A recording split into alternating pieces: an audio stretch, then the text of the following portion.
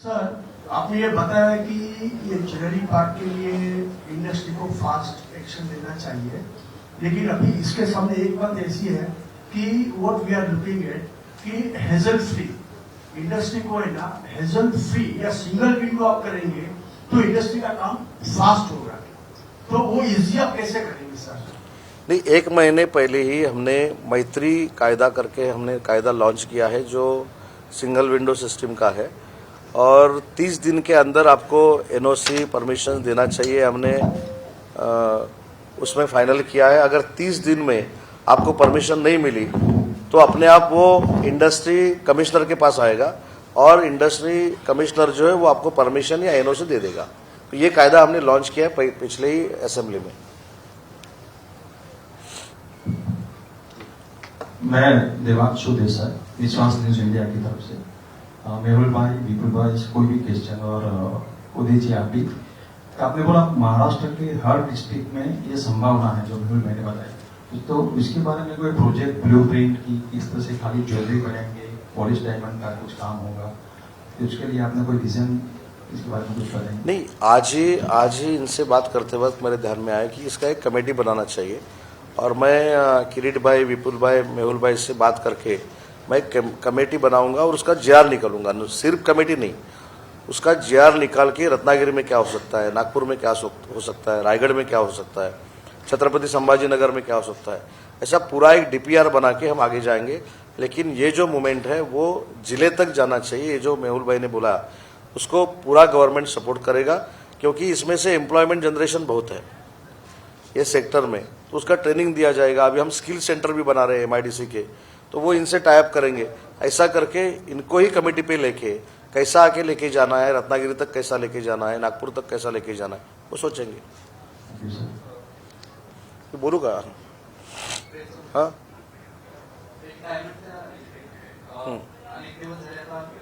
नाही तेच सांगू। आज ज्या ठिकाणून मी पत्रकार परिषद करतोय हे उद्योग क्षेत्रातलं असं एक ठिकाण आहे की ज्या ठिकाणावर गेले 8-10 दिवस प्रचंड शंका निर्माण करण्याचा आणि गैरसमज निर्माण करण्याचा प्रयत्न आमच्या काही हितचिंतकांनी केला। माझ्यासोबत किरीट भाई आहेत, विपुल भाई आहेत, मेहुल भाई आहेत, इकडे रायसाहेब आहेत। आपण या संपूर्ण कार्यक्रमाला उपस्थित होता। त्यांनी स्पष्ट केलंय की ज्या पद्धतीचं एक खोटं वातावरण महाराष्ट्रामध्ये तयार केलं जातंय की जेम्स अँड ज्वेलरी पार्क जो आहे, जो इथं एस्टॅब्लिश्ड आहे, तो गुजरातला गेला। उलट त्यांनी हे सांगितलं की नवी मुंबईमध्ये आम्ही जो हा पार्क करतोय त्याच्यासाठी ज्या ज्या काही नियमावली होत्या त्या नियमाच्या बाहेर जाऊन सरकारनं आम्हाला मदत केली। एमएमआरडीए मध्ये मुख्यमंत्र्यांनी आम्हाला मदत केली, आणि सगळ्यात महत्त्वाचा मुद्दा, नवी मुंबईमध्ये जो हा पार्क होतोय तिथे काही लायबिलिटी आम्ही या लोकांवर फिक्स करण्याच्या मनस्थितीमध्ये आमचं डिपार्टमेंट होतं। 135 कोटीपर्यंत 350 कोटीचा बांधकाम करून हे सगळे आम्हाला देणार आहेत। माझ्या माहितीप्रमाणे 350 करोड का एक एफएसआय जो आहे तो आम्हाला हे बांधून देणार आहे। त्याच्यामध्ये परत 135 कोटी रुपये हे त्यांच्याकडनं घ्यायचे आहेत। हे काय तत्वामध्ये बसत नाही, कारण तिथे जे ओव्हरबर्डन आहे ते सगळं मेट्रोचं आहे, महानगरपालिकेचं आहे, आणि म्हणून कालच आम्ही निर्णय घेतला की ते जे पैसे आहेत ते साफ करणं ही आमची जबाबदारी आहे। त्याच्यामुळे त्यातला एकही रुपया आम्ही यांच्यावर बर्डन ते टाकत नाही आहोत। त्यांच्याकडनं जे 350 कोटी रुपये येणार आहेत त्याच्यामध्ये अजून कशा पद्धतीने आम्हाला फायदा मिळू शकतो त्यांचा, तो आम्ही त्याच्यामध्ये विचार करू।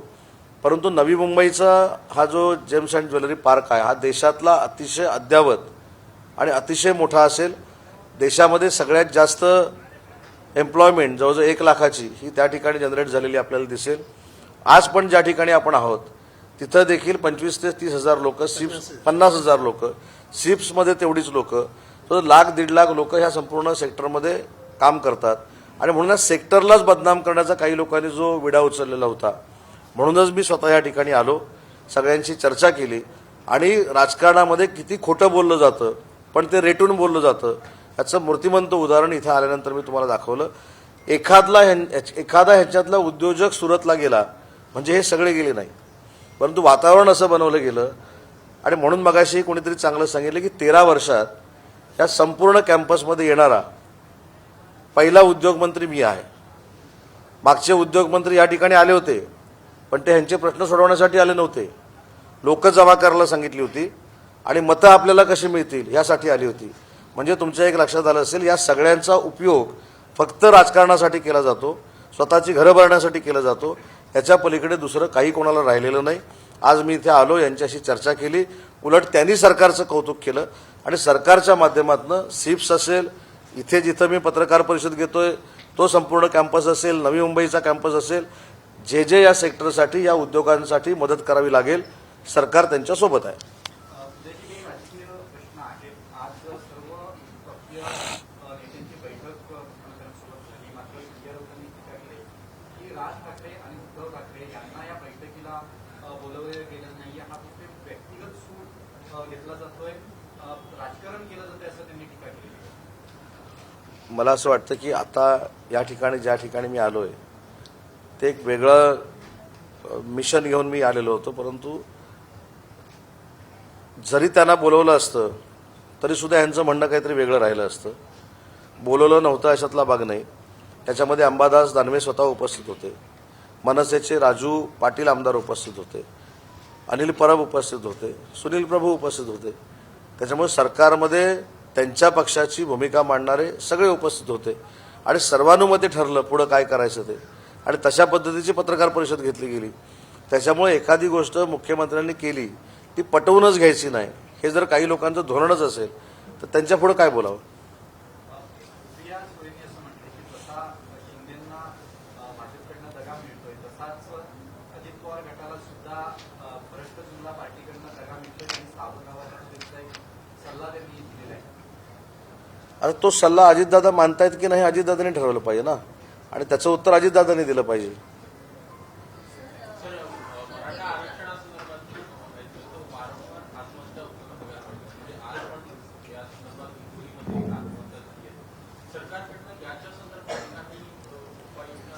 सरकारनं मराठा आरक्षणाच्या बाबतीमध्ये ठोस निर्णय जे घेतलेले आहेत ते सुतोवाच स्वतः मुख्यमंत्री महोदयांनी आणि उपमुख्यमंत्री महोदयांनी केलेला आहे. याच्यामध्ये 2 टप्प्यामध्ये आरक्षणासाठी आपण काम करतोय. एक शिंदे समिती जी आहे त्यांनी जे निजामाच्या काळातले आपल्याला नोंदी दिलेल्या आहेत त्याच्यावर कुणबी समाजाचं कुणबी प्रमाणपत्र देण्याची कारवाई सुरू झालेली आहे आणि सुप्रीम कोर्टामध्ये कशा पद्धतीनं हे आरक्षण टिकेल यासाठी प्रयत्न करण्यासाठी देखील ठोस उपाययोजना केलेली आहे. आणि म्हणून मराठा समाजातल्या सगळ्या तरुणांना आमची हात जोडून विनंती आहे की टोकाचं पाऊल उचलू नका. मराठा आरक्षण नक्की मिळणार आहे आणि हे मराठा आरक्षण हेच सरकार देऊन दाखवणार आहे याच्याबद्दल मला खात्री आहे. आणि म्हणून सर्वपक्षीय बैठकीमध्ये देखील हाच निर्णय झाला की टिकणारं आरक्षण दिलं गेलं पाहिजे आणि मराठा आरक्षण दिलं गेलं पाहिजे, या मतावर सगळ्यांचं एकमत झालं. यालाच धरून की तुम्ही सातत्यानं सरकारकडनं मराठा समाजाला आवाहन केलं होते की संयमानं शांततेनं घ्या, मात्र दुसऱ्या दिवशी सलग जाळपोळ सुरू आहे. फडणवीसांनी ताकीद दिल्यानंतर सुद्धा अशा पद्धतीची जाळपोळ होते. तुम्ही कसं बघताय का सलग ही जाळपोळ करून नेमकं आंदोलकांना काय मिळणार? 14 पासून 19 पर्यंत मराठा समाजाचे जे लाखो लोकांचे मोर्चे निघाले त्याच्यामध्ये असं कुठेही वातावरण तयार झालेलं नव्हतं. मराठा समाज संयमानं आणि शिस्तीनं ही सगळी आंदोलनं करत होता. मी परवाचं तुम्हाला उदाहरण सांगतो की यवतमाळला महाराष्ट्र राज्याच्या मुख्यमंत्र्यांचा कार्यक्रम झाला. मुख्यमंत्र्यांचा कार्यक्रम होईपर्यंत कुणी काही काळे झेंडे दाखवले नाहीत. मुख्यमंत्र्यांचा कार्यक्रम झाल्यानंतर काळे झेंडे दाखवले गेले, 4-5 लोकांनी दाखवले आणि ती माहिती काढल्यानंतर असं लक्षात आलं की ते एका पक्षाचे पदाधिकारी होते. आता या सगळ्या आंदोलनाचा फायदा घेऊन काही 1-2 पक्ष जे आहेत ते स्वतःचं राजकीय अस्तित्व संपलेलं आहे ते राजकीय अस्तित्व निर्माण करण्याचा प्रयत्न करतायत. हे सगळ्या मराठा समाजाला देखील माहिती आहे. ज्या लोकांनी सांगितलं की आम्हाला बैठकीला बोलवलं नाही त्यांनी एक उत्तर दिलं पाहिजे की मराठा समाजाच्या महिलांचा मोर्चा ज्यावेळी निघाला त्यावेळी एक अश्लील चित्र टाकून हा मूक मोर्चा नसून हा मुका मोर्चा आहे हे ज्यांनी सांगितलं ते आज मराठा आरक्षणाला समर्थन करण्याच्या भूमिकेमध्ये आहेत. त्यांनी या प्रश्नाची पहिली उत्तर दिली पाहिजेत ना. इव्हन आपल्याला दुसरं अजून एक आठवत असेल की मागच्या सरकारमध्ये आमची सगळ्यांची अपेक्षा होती की समितीचे अध्यक्ष हे एकनाथ शिंदे साहेब झाले पाहिजेत, ते दुसरे कोणतरी झाले आणि तुमच्याच माध्यमातून दाखवलं गेलं की अनेक मराठा समाजाच्या संघटनांनी सांगितलं की तत्कालीन समितीचे जे अध्यक्ष होते हे आम्हाला भेट देत नाहीत, हे हेकेखोरपणा करतात, हे हुकुमशाही करतात आणि त्यांना मराठा समाजाला आरक्षण द्यायचं नाही, ही हीच भूमिका होती. आणि म्हणून ज्यांनी मराठा समाजाची खऱ्या अर्थानं अवहेलना केली, खऱ्या अर्थानं चेष्टा केली स्वतःच्या वर्तमानपत्रातनं आणि स्वतःच्या वागण्यातनं, त्यांनी मराठा समाजाला आरक्षण देण्याचा सल्ला आम्हाला देऊ नये. आणि मिटिंगला कोणाला बोलवलं नाही आणि कोणाला बोलवलं याच्यापेक्षा महिलांचा मराठा मोर्चा जो झाला त्याला जे मुका मोर्चा म्हणून संबोधलं त्याची पहिली माफी मागावी आणि मग या गोष्टी कराव्यात. तुमचे सहकारी बच्चू कडू यांनी असं म्हटलंय की कुणबी आणि मराठा हे एकच आहेत, त्यांना आरक्षण देण्यात यावं अशी त्यांनी मागणी केली. तिथं मला माहीत नाही, कारण तिथं ती मागणी केली असेल, परंतु मागणी केल्यानंतर ज्यावेळी सगळ्यांची चर्चा होऊन सगळे बाहेर आले त्यावेळी काही गोष्टींवर ते एकमत झालेलं होतं आणि जे काही एकमत झालं ते मुख्यमंत्री मोदयांनी स्पष्ट स्वतः केलेलं.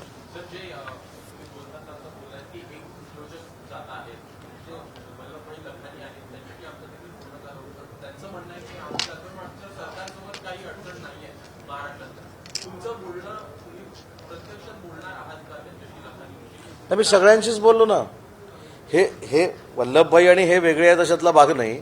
मुद्दा असा आहे, अजून एक माहिती त्याच्यामधली मी सांगतो की वल्लभभाईंनीच सुरतमधला जो पार्क आहे तो करण्यासाठी पुढाकार घेतलेला होता आणि ते त्या पार्कचे अध्यक्ष आहेत. आता पार्कचे अध्यक्ष स्वतः असल्यानंतर त्यांना थोडंफार तरी काहीतरी तिकडे न्यावं लागेल आणि म्हणून मला असं वाटतं की संघटनेच्या सगळ्या लोकांशी मी चर्चा केलेली आहे. वल्लभभाईंशी पण चर्चा करावी लागली तर मी नक्की करेन. पण काय सांगितलं गेलं ह्याला की हा जो इथला संपूर्ण कॅम्पस आहे हा गुजरातला गेला, म्हणजे सुरत क्रॉस केली त्यानं, सुरत क्रॉस केली, तिकडे अहमदाबादला गेला, अशीच आहे ना. म्हणजे ज्या प्रेस कॉन्फरन्स झाल्या त्या प्रेस कॉन्फरन्समध्ये असं झालं की 2 दिवसात हे सगळे उठले आणि त्यांनी गुजरात म्हणजे महाराष्ट्र बॉर्डर क्रॉस करून वापी बिपी क्रॉस करून तुम्ही गेले, अशा पद्धतीच्या पत्रकार परिषद होत्या. या महाराष्ट्राला बदनाम करण्यासाठी आहेत आणि महाराष्ट्राचं उद्योग क्षेत्र बदनाम करण्यासाठी आहे. सर उन्होंने ऐसा नहीं बोला है कि यहाँ कब बंद कर रहे हैं, हाँ ऐसा नहीं बोला है. वहाँ हाँ, मेहुल भाई बोला है. नहीं सुनो मेहुल भाई, उसमें एक आपको वल्लभ भाई के बारे में जो आपने क्वेश्चन किया उसका आंसर खुद मेहुल भाई दे रहे हैं. भाई हम तो हर आदमी को अभिनंदन देते हैं, जब कोई भी वहाँ पे चालू करते हैं तो सबको अभिनंदन देते हैं. आप भी किसी की ओपनिंग में जाते हैं तो सबको अभिनंदन देते हैं, बुलाते हैं तो मिठाई भी खाते हैं जाके.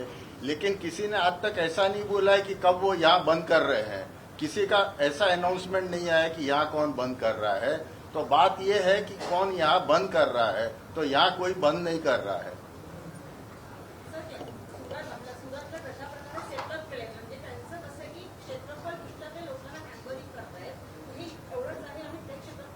हिंदी हिंदी हिंदी हाँ ठीक है. हाँ ना ठीक आहे.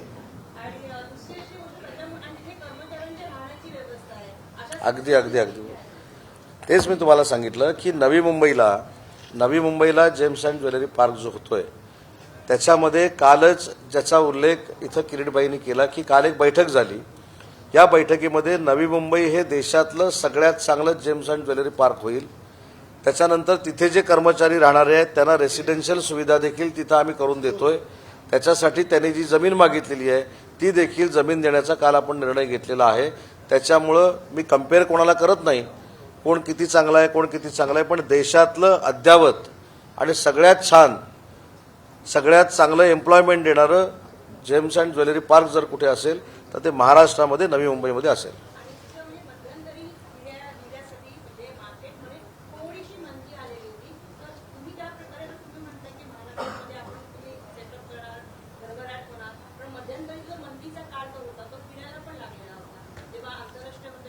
नाही मॅडम, त्याच्यामध्ये कसं आहे की ह्या फेजमधनं सगळेच जात असतात.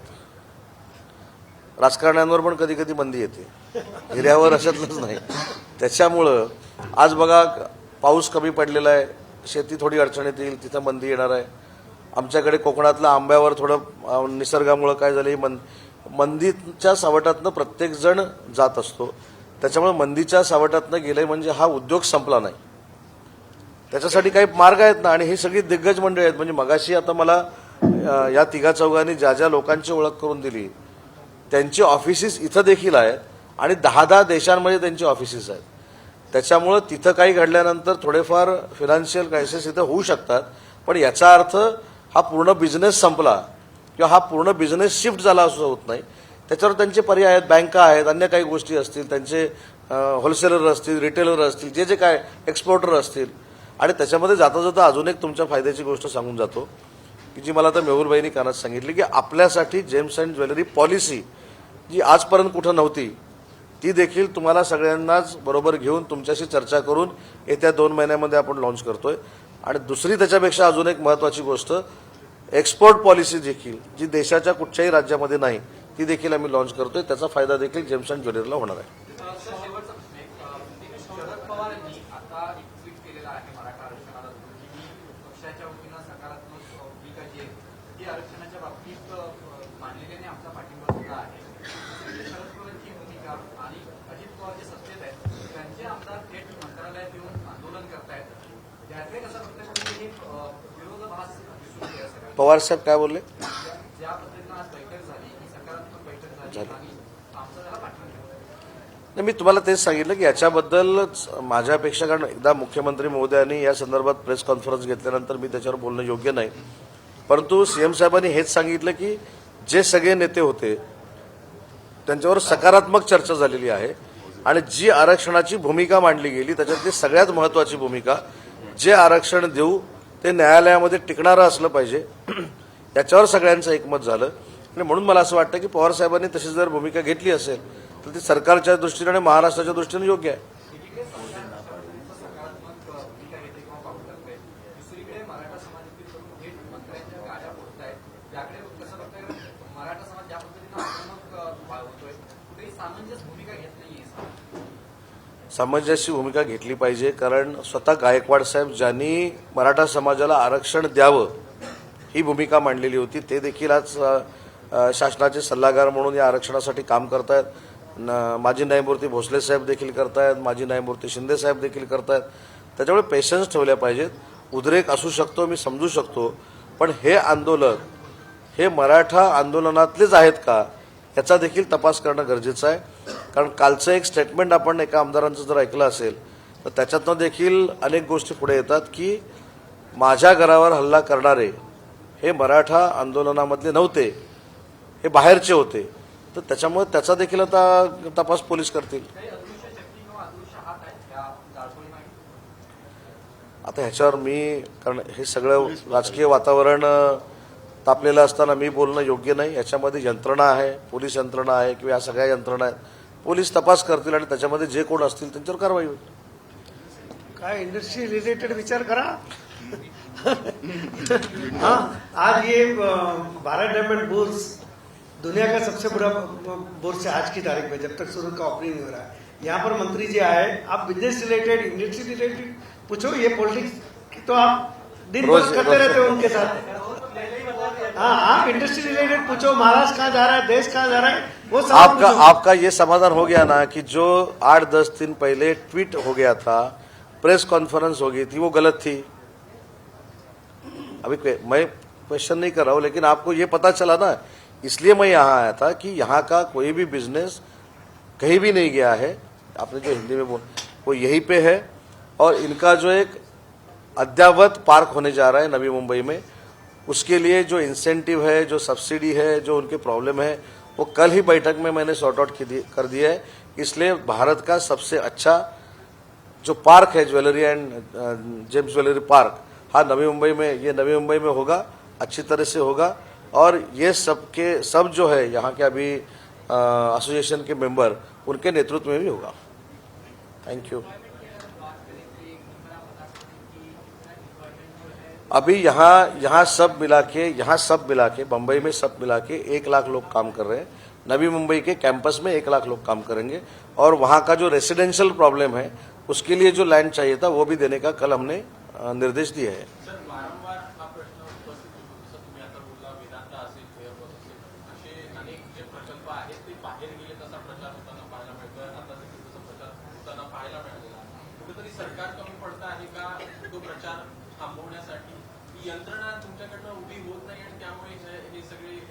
नाही, मी ह्याला फार सकारात्मक घेतो. असं केल्यामुळं कोण किती खोटं बोलतोय ते लोकांसमोर येतात ना. आज आलंच ना. आता याच्यामध्ये तुम्ही किती समजून घ्याल मला माहित नाही, आय डोंट नो, मला माहित नाही. पण जे खरं आहे ते तुमच्या समोर मी नाही ठेवलं. किरीटभाई कुठच्या पक्षाला मतदान करतात मला माहित नाही, हे कुठच्या पक्षाला करतात हे मला माहित नाही. कालच मला भेटले आणि पहिल्यांदा भेटले. साहेब बरोबर आहे ना? हे कुठच्या पक्षाला मतदान करतात मला माहीत नाही, ते पण कुठच्या पक्षाला करतात मला माहीत नाही. काल ते मला भेटले, 24 तासामध्ये मी इथे आलो. त्यांचे 100 कोटी रुपयाचे जे काही अडचणी होत्या त्या मी दूर केल्या. त्यांच्या रेसिडेन्शियलसाठी मी जागा उपलब्ध करून दिली.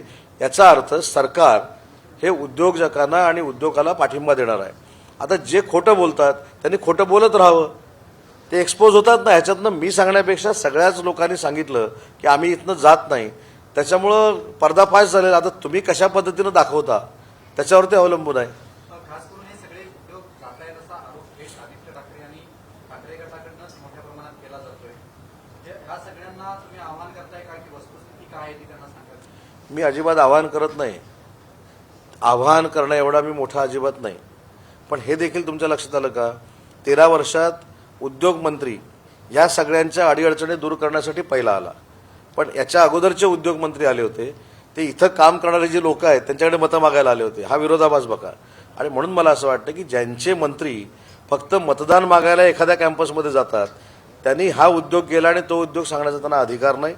वेदांता फॉस्कॉन असेल, एअरबस असेल, BDP असेल, ह्याचं कुठेही पत्रव्यवहार सरकारनं केलेला नव्हता आणि BDP हा कधीच गेला नाही. त्याचं ॲक्विएशन देखील महाडमध्ये सुरू आहे आणि तो पुढच्या वर्षामध्ये कार्यान्वित होणार आहे. त्याच्यामुळं खोटं बोलायचं, रेटून बोलायचं, पण बोलतात ते चांगलं आहे ना, असं सगळं तुम्हाला म्हणून मी मगाशी सांगितलं. आता तुम्ही हे कसं प्रेझेंट करता मला माहीत नाही, पण ज्यावेळी हे सगळे दिग्गज बसून सांगतात की आमच्याकडचं एकही तिकडे काही गेलं नाही, आम्ही आहे त्याच्यापेक्षा चांगलं देशामध्ये नवी मुंबईला करणार आहोत, ते आता प्रेझेंट कसं होतं त्याच्यावर आहे ना.